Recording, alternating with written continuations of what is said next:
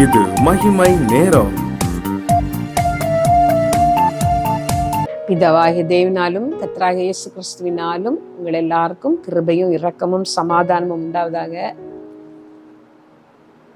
பாவிகளை ரட்சிக்க கிறிஸ்து இயேசு உலகத்திலே வந்தார் என்ற தலைப்பிலே நாம் தியானித்து வருகிறோம்.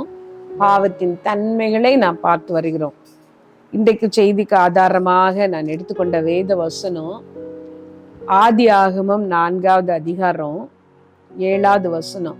நீ நன்மை செய்தால் உனக்கு மேன்மை இல்லையோ, நீ நன்மை செய்யாதிருந்தால் பாவம் வாசற்படியில் படுத்திருக்கும், அவன் ஆசை உன்னை பற்றியிருக்கும், நீ அவனை மீண்டு கொள்வாய், நீ அவனை ஆண்டு கொள்ளுவாய் என்றார்.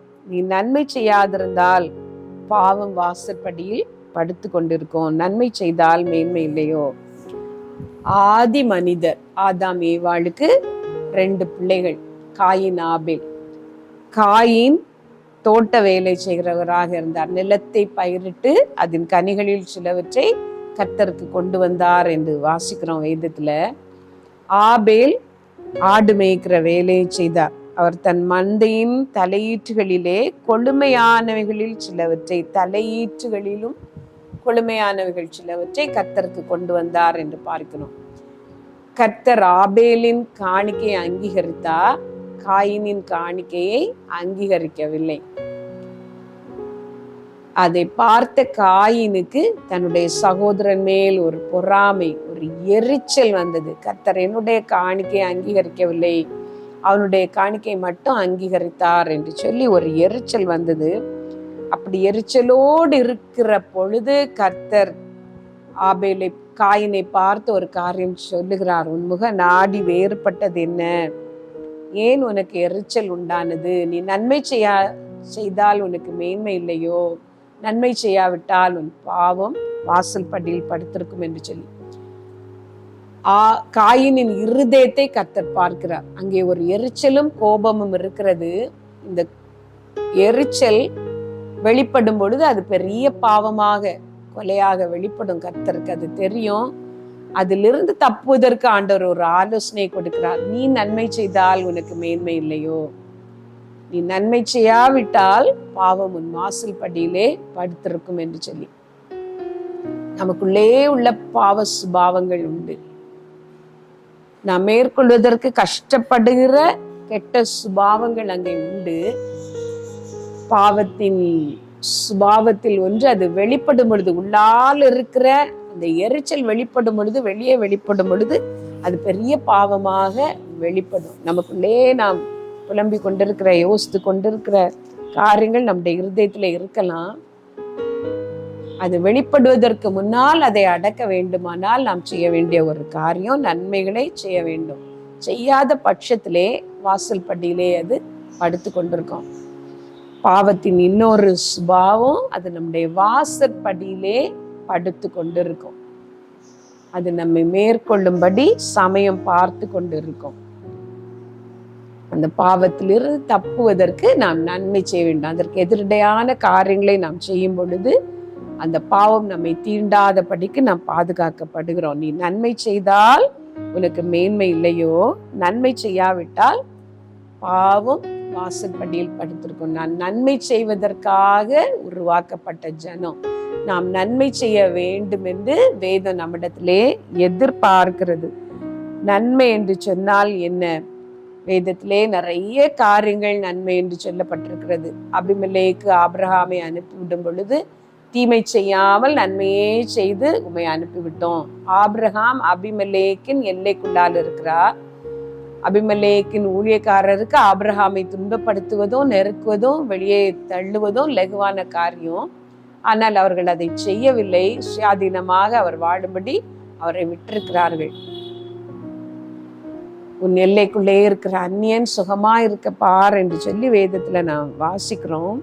அந்நியனை ஒடுக்க கூடாது என்று வேத வசனம் சொல்லுகிறது. ஒடுக்காமல் இருக்கும் பொழுது அது நன்மை என்று சொல்லி வேதம் நமக்கு சொல்லுகிறது. அதே போல தன்னை பகைத்த தன் சகோதரருக்கு திரும்ப நன்மை செய்தது, அவர்களுக்கு உணவு கொடுத்து பராமரித்தது, அவர்கள் செய்த தப்பெல்லாம் மறந்து அவர்களை நேசித்தது நன்மை என்று சொல்லி வேதத்திலே நாம் வாசிக்கிறோம். நான் உங்களுக்கு நன்மை செய்து அனுப்பி விட்டுருக்கேன், நீங்க தீமை செய்தது என்ன என்று யோசேப்பு கேட்கிறதாக வேதத்துல நான் வாசிக்கிறோம். அதே போல இயேசு கிறிஸ்து சொல்லும் பொழுது, தரித்திரர் எப்போதும் உங்களோடு கூட இருக்கிறார்கள், நானோ எப்போதும் உங்களோடு கூட இருக்கிறேன், நீங்கள் நினைக்கும் பொழுதெல்லாம் அவர்களுக்கு நன்மை செய்யலாம். தரித்திரருக்கு நாம் உதவி செய்வது நன்மை என்று சொல்லி வேதத்துல நாம் பார்க்கிறோம். மார்க் 14வது அதிகாரம் 7வது வசனத்துல நாம் பார்க்கிறோம். நன்மைக்கு ஒரு விளக்கம் மீகாவின் புஸ்தகத்திலே கொடுக்கப்பட்டிருக்கிறது. மீகா 6வது அதிகாரம் 8வது வசனத்திலே, மனுஷனே நன்மை இன்னதென்று அவர் உனக்கு அறிவித்திருக்கிறார், நியாயம் செய்து இரக்கத்தை சிநேகித்து தேவனுக்கு முன்பாக மனத்தாழ்மையாய் நடப்பதை அல்லாமல் வேற எண்ணத்தை கர்த்தரிடத்திலே கேட்கிறார். நியாயம் செய்யும் பொழுது நாம் நன்மை செய்கிறோம். அதே போல இரக்கத்தை சிநேகிக்கும் பொழுது நாம் நன்மை செய்கிறோம். இறங்கி நாம் மற்றவர்களுக்கு செய்யும் பொழுது இரக்கம் நியாயாசனத்துக்கு முன்பாக மேன்மை பாராட்டும் என்று சொல்லி வேத வசனம் சொல்லுகிறது. இரக்கமுள்ளவனுக்கு இரக்கமுள்ள நியாய தீர்ப்பு கிடைக்கும் என்று கர்த்தருடைய வார்த்தை சொல்லுகிறது. இரக்கமுள்ளவர்களாக நாம் வாழும் பொழுது நாம் நன்மை செய்கிறோம். நியாயம் செய்யும் பொழுது நாம் நன்மை செய்கிறோம். பாரபட்சமாக நடந்து கொள்ளுகிறவர்கள் உண்டு. சொந்த பிள்ளைகளிடமே 2 பிள்ளைகள் இருந்தால் ஒரு பிள்ளையை ஒரு மாதிரியும் இன்னொரு பிள்ளையை வேறு மாதிரியும் நடத்துகிற பெற்றோர் உண்டு. இது நிமித்தம் குடும்பத்திலே வருகிற பிரச்சனைகள் ஏராளம் உண்டு. பிள்ளைகள் ஒருவரை ஒருவர் பகைக்க கற்றுக்கொள்வார்கள். பெற்றோரின் காலத்திற்கு பிறகு அவர்கள் ஒருவரை ஒருவர் பகைத்து வெறுத்து எல்லா பிரச்சனைகளையும் உண்டு பண்ணுவார்கள். பாரபட்சமாக நடத்துகிற பெற்றோர், அலுவலகங்களிலே பாரபட்சமாக நடந்து கொள்ளுகிற மேலாளர்கள், நியாயம் செய்வதை கர்த்தர் விரும்புகிறார். நியாயம் செய்து இரக்கத்தை சிநேகித்து உன் தேவனுக்கு முன்பாக மனத்தாழ்மையாக நடப்பதே அல்லாமல், மனத்தாழ்மையாக நாம் நடக்கும் பொழுது நன்மை செய்கிறோம். வேற எதை கர்த்தர் உன்னிடத்தில் கேட்கிறார் என்று வேதவசனம் சொல்லுகிறது. தாழ்மை தரித்து கொள்ள நாம் கற்பிக்கப்பட்டு இருக்கிறோம். தேவனுக்கு முன்பாக மாத்திரமல்ல, மனிதருக்கு முன்பாகவும் நாம் தாழ்ந்து போகும் பொழுது தேவ கிருபையையும் மனிதர் தயவையும் நாம் பெற்றுக்கொள்ளுகிறோம்.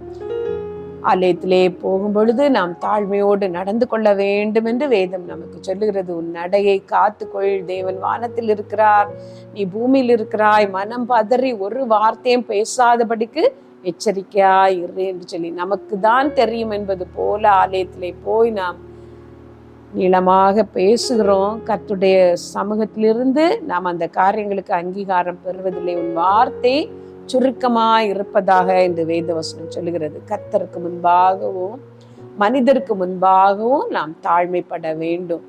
அப்படி நாம் தாழ்மைப்பட்டு நடந்து கொள்ளும் பொழுது இந்த பாவத்தை விட்டு நாம் விலகிறோம். இந்த பாவம் நம்மை தீண்டாதபடிக்கு, நம் காலடியிலே கிடக்கிற பாவம் நம்மை மேற்கொள்ளாதபடிக்கு நாம் நம்மை காத்து கொள்ளுகிறோம். என் துர்க்குணத்துக்கு நீங்களாக என்னை நான் காத்து கொண்டேன் என்று சங்கீதக்காரன் சொல்லுகிறார். நீங்களும் கூட நன்மை செய்து புத்தீன மனுஷருடைய அறியாமை அடக்குவது தேவனுடைய சித்தமா இருக்கிறது. நன்மை செய்யும்படி உங்களுக்கு திராணி இருக்கும் பொழுது அதை செய்யத்தக்கவர்களுக்கு நீங்கள் செய்யுங்கள். கர்த்தர் உங்களை எல்லா தீங்கிலிருந்தும் விலக்கி பாதுகாப்பார். நன்மை செய்கிற பலன் தருகிறவரும் அவரே தான், பாவத்தை மேற்கொள்ள பலன் தருகிறவரும் அவரே தான். கர்த்தர் தாமே உங்கள் ஒவ்வொருவரையும் பரிசுத்தமாய் காத்துக்கொள்ள உங்களுக்கு உதவி செய்வாராக. ஆமென்.